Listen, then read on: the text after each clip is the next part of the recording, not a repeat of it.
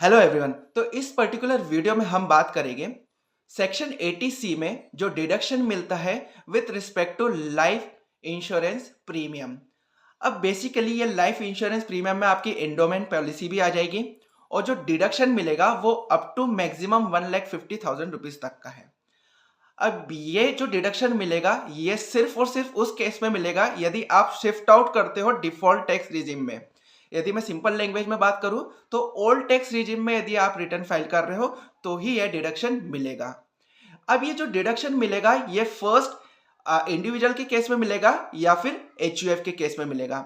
यदि इंडिविजुअल है तो इंडिविजुअल के केस में इंडिविजुअल हिमसेल्फ या हरसेल्फ, उसका स्पाउस और उसके चिल्ड्रन के लिए मिलेगा। मतलब यदि आप पेरेंट्स के लिए लाइफ इंश्योरेंस प्रीमियम भर रहे हैं तो उनका कोई डिडक्शन आपको नहीं मिलेगा।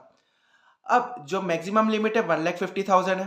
ओके, बट आपको यहाँ पे एक चीज और चेक करनी है, वो है आपकी पॉलिसी अमाउंट। अब यदि आपकी पॉलिसी इशू ही है 1/4/2012 के पहले तो आपको दो अमाउंट निकाल लिए। फर्स्ट, आपने साल भर में कितनी लाइफ इंश्योरेंस प्रीमियम भरी है और 20% ऑफ पॉलिसी अमाउंट लेना है। इन दोनों में से जो सबसे कम अमाउंट आएगी उतने का ही आपको डिडक्शन मिलेगा। तो मान लेते हैं यदि आपका जो 20% आता है वो 1,00,000 रुपए आता है, बट आप प्रीमियम भर रहे हो सिर्फ 80,000 का, तो आपको सिर्फ 80,000 का डिडक्शन मिलेगा। वही जब आपकी लाइफ इंश्योरेंस प्रीमियम या जो पॉलिसी है वो इशू की है 1/4/2012 के बाद, तो इस केस में जो 20% पॉलिसी अमाउंट ले रहे थे वो 10% लेना है एंड सेम दोनों में से जो सबसे कम अमाउंट रहेगी उसका आपको डिडक्शन मिलेगा। तो सेम विद द केस, यदि आपका 1,00,000 ही हो रहा है 10% ऑफ पॉलिसी अमाउंट और आप भर रहे हो 70,000 तो 70,000 का आपको डिडक्शन मिल रहा है। ओके, बट यदि आपकी प्रीमियम होती है 1,20,000 और आपका जो 10% ऑफ पॉलिसी अमाउंट होता है वो यदि आपका 1,00,000 होता है तो फिर इस केस में आपको सिर्फ 1,00,000 रुपए का डिडक्शन मिलेगा। ध्यान रखें, आप जो लाइफ इंश्योरेंस प्रीमियम भर रहे हो आपके इंडिविजुअल, स्पाउस और चिल्ड्रन का, तो वो एग्रीगेट टोटल आप जब करोगे और वो 1,50,000 के ऊपर चले गया तो आपको 1,50,000 का ही डिडक्शन मिल रहा है। तो उस केस में आपको पहले क्या चेक करना है कि आपका जो पॉलिसी अमाउंट का 10% या 20% कितना होता है और फिर आपने कितनी प्रीमियम भरी है, इसमें से लोअर अमाउंट लेना है और फिर ये लोअर अमाउंट को कंपेयर करना है विथ 1,50,000 रुपीज।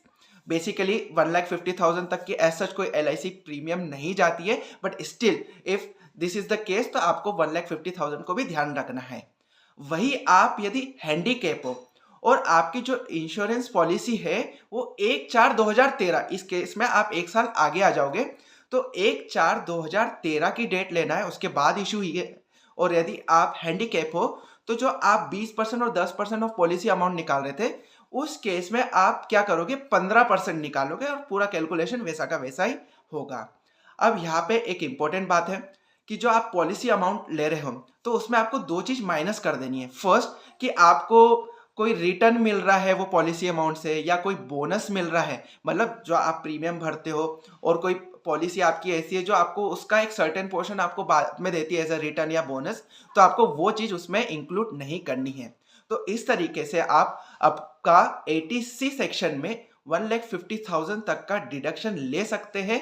बट इसके लिए आपको पॉलिसी की अमाउंट क्या है, कब इशू की है, वो भी ध्यान रखना पड़ता है। और ध्यान रखिए यहाँ पे पेरेंट्स के केस में आपको डिडक्शन नहीं मिलेगा, बट हाँ यदि आपके पेरेंट्स रिटर्न फाइल कर रहे हैं और वो आपका मतलब बीइंग आप उसके चिल्ड्रन हो गए तो आपके लिए वो यदि कोई प्रीमियम पे कर रहे हैं तो वो डिडक्शन ले सकते हैं।